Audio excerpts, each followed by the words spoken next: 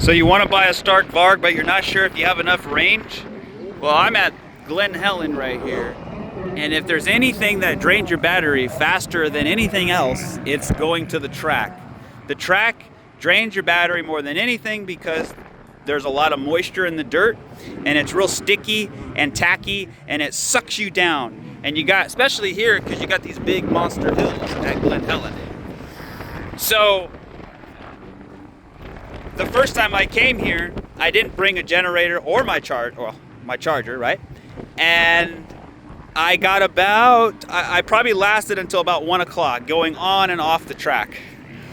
But if I did a super hardcore 20-minute moto, it would probably drain a lot faster. It all depends how fast and how good you are. I keep my bike around 60 horsepower. I don't consider myself a class A or a B or even a C. I'm just a free rider, and I like to come to the track every once in a while. But here you go. So if you're thinking about getting the Stark, I would totally get the Stark because this is the best bike I've ever owned by a lot. And the only other option would be the YZ or the KTM. But all the maintenance cost is ridiculous. But I have another video for a full review on this bike. So if you want to watch that, you can. But look, I'll talk more about the bike too, but this is the generator I bought. I got it at Costco, and it's like a little suitcase here. So I'm only pulling about 1.6 kilowatts. But anyways, I plug it in. It's heavy. I charge it, and I've been riding for a while. My arms are tired. I got a little bit of pump. Let's see what percentage I'm at. Look at that, I'm at 71%. Can I see it, or is it? There we go, we're loading up. There we go, we're at 71%. You can see right down here, I'm pulling, let's see if I can focus the camera. There we go. I'm getting about 1.6 kilowatts. So it doesn't matter how much I turn this up. I could get all the way up.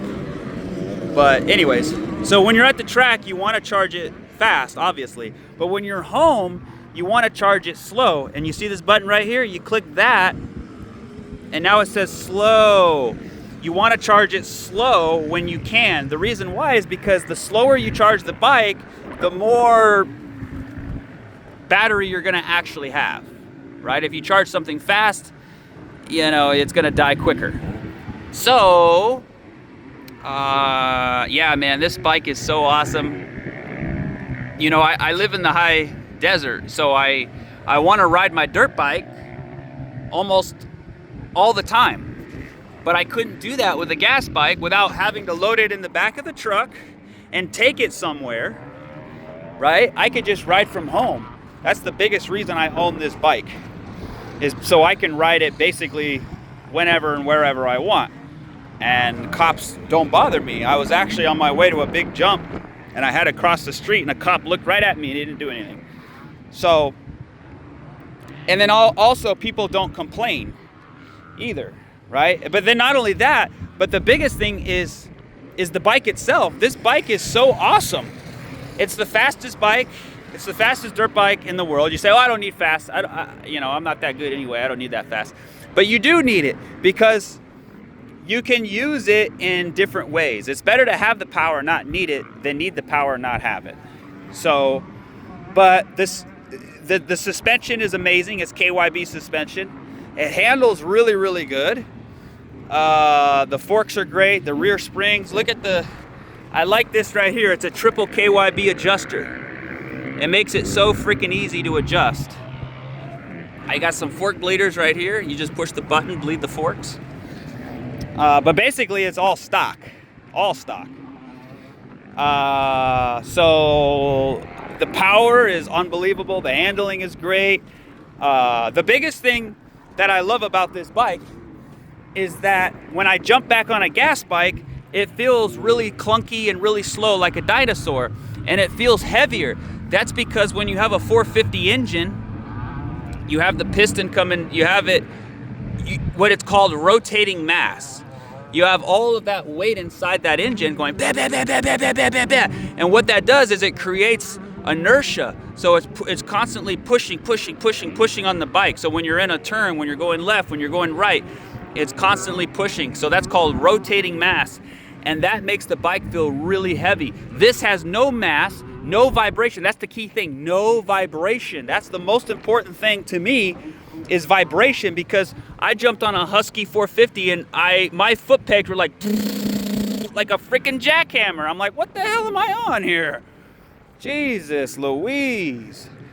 So, yeah, it just rides a lot cleaner and it rides better. And it's also really slow. I could go as slow as I want. Like, for example, if I'm following my 4-year-old son on a little balance bike, I got to go real slow, right?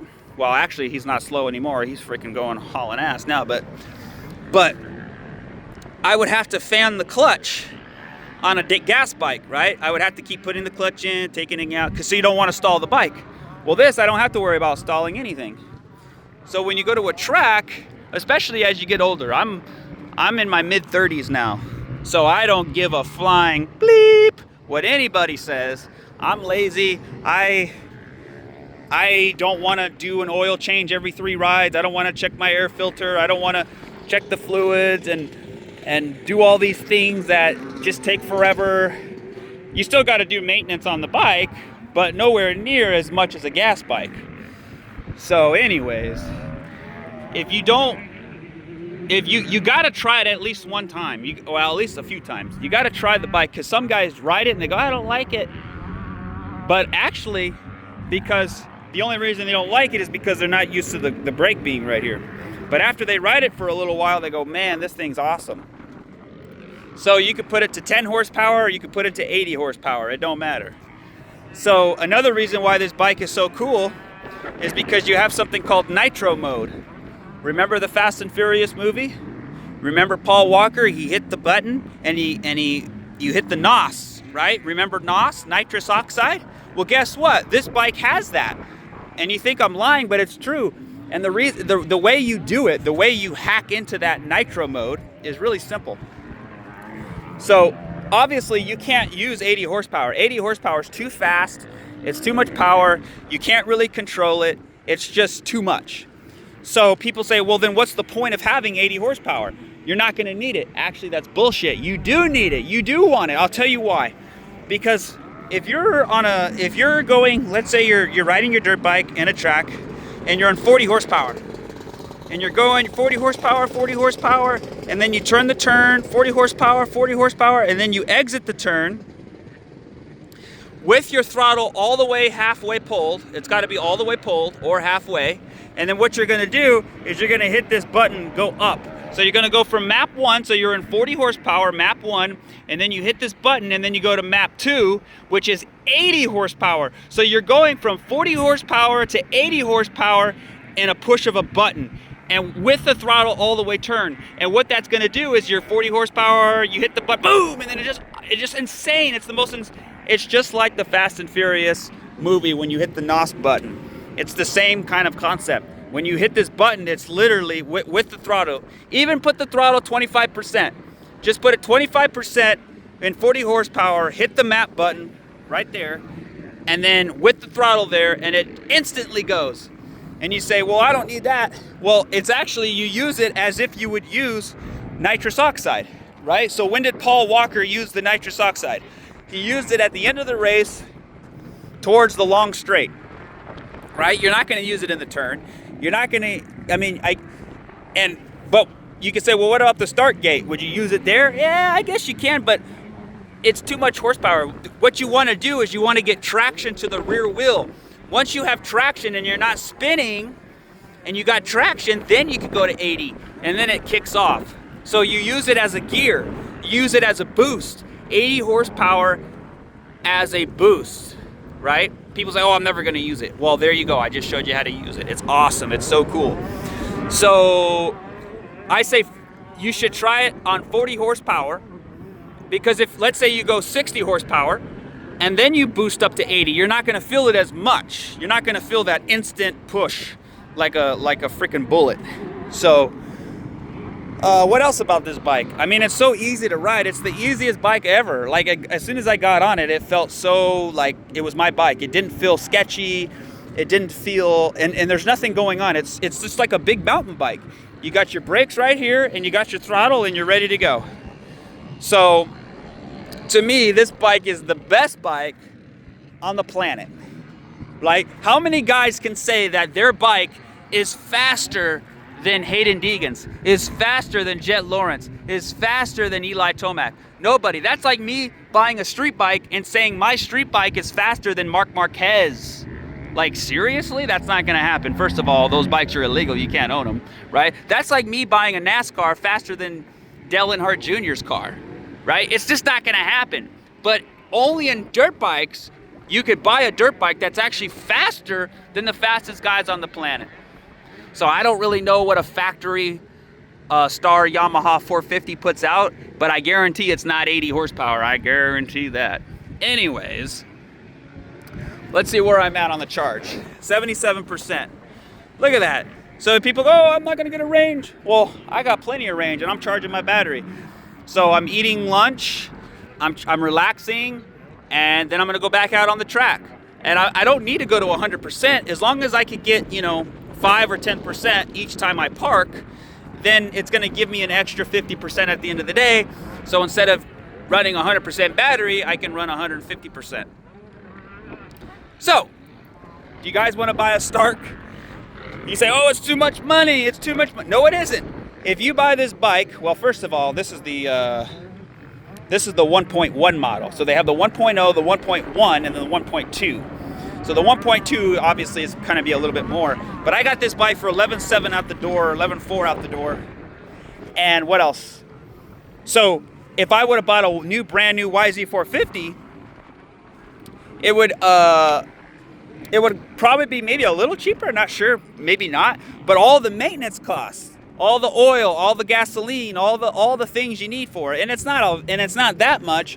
But eventually you're going to need a top end build, a bottom end build, right? When you get past 100 hours, I got 200 hours on this bike. If I had 200 hours on my YZ450, I would have had to do so many different things already.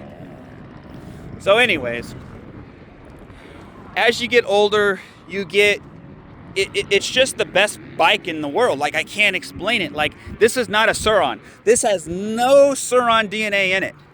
Sur-Rons are terrible compared to this because of the suspension. The most important thing on a dirt bike is what? The suspension. I would take a dirt bike with better suspension and a slower engine than a faster engine and shitty suspension. Suspension is everything on a dirt bike. And we got the best suspension in the world. We got KYB, baby. I mean, you can't beat KYB. So anyways, this is like I said, my second time here and on this bike, and I love it. So, a lot of guys, they don't want to buy the bike because they don't know if they like it or not, right? They're not too sure. But since I ride from my house, I knew I was going to like it, but I actually really, really love it. So the best piece of advice I could give you is try it out, right? I live in the high desert. If you want to shoot me a message, let's go riding. I'm out in the high desert. I come to Glen, Helen. We can meet up. We go riding. Try the bike, right? Obviously, you got to know how to ride. You got to know how to ride, right? But definitely try it out and see if you like it.